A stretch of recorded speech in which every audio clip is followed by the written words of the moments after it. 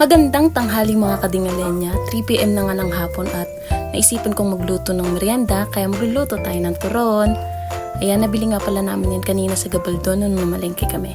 So una natin gagawin ay ang paghiwalay-hiwalayin ang wrapper na yan. So ayan nga, naalala ko lang pala dati nung pandemya mga kadingalenya ay yan mga ginagawa rin namin yan umagang-umaga ay pumupunta na agad ako sa bahay ng kaibigan ko para maggayak na agad ng paninda namin dahil nung mga kasagsagan ng pandemya nagbebenta pa kami ng turon tsaka Shanghai kung saan na pati kami nakakarating. At dahil nga sa pagtitinda namin ng turon tsaka Shanghai ay nakaipon ako ng konting pera at ako na yung nagbayad ng down payment ko noon nung first year college ako. Halos araw-araw yun mga kadingalanya na umagang-umaga ay pupunta agad ako sa bahay ng kaibigan ko at mamamalengke na kami kahit wala pang hila-hilamos, basta diretso na agad sa bahay nila at gigisingin ko na siya agad para pumunta na kami sa bahay at mamalengke na agad. Tapos palagi yun, pagkatapos tayo nagtinda, pupunta na agad kami ng playa, tapos maglalaro kami ng volleyball.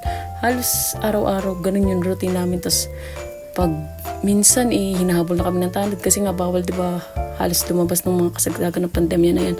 Pero nung mga ilang buwan na rin lumipas, okay na rin naman, pwede naman na lumabas.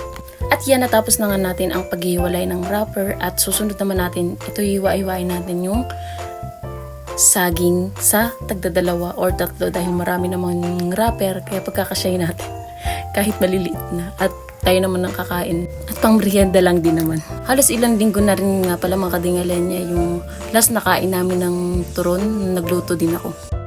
At ayan nga mga kadingalenya, yan naglagay nga pala ako ng asukal dahil dyan natin i-roll yung saging. Yun nga pala yung ginagawa ko kasi ayoko yung sa may labas nilalagay yung asukal kasi tumitigas siya tsaka hindi ko feel yung turon pag ganun yung pagkaluto. Try nyo ito mga kadingalenya kung ganun yung pagkakaluto nyo ng turon, try nyo yung gantong way ng paglalagay ng asukal sa loob. Kasi pag kinain mo talaga siya, nagme-melt yung sugar niya. Taray, nagme-melt yung sugar.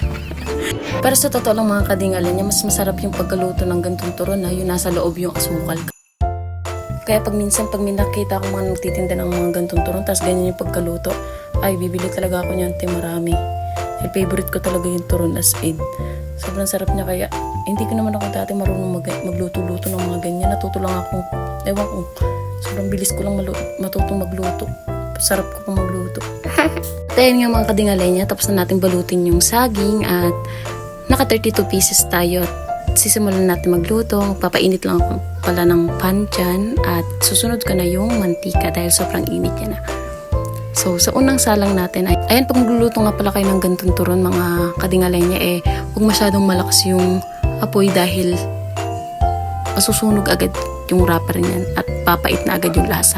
So, ayan, pangalawang salang na nga pala niyan mga kadingalenya at bali makakaapat na salang nga pala tayo dito dahil 32 pieces, sobrang dami na agad na nagawa nating turon. Pero saglit lang natin yung kakainin mga kadingalenya dahil sobrang sarap ng ganyang pagkaluto ng turon. Tapos favorite pa ng lahat ng tao niya dito. So ayan nga, tapos na nga tayo mga kadingalenya. Yan, tingnan nyo, sobrang sarap ng turon kaya magluto na kayo.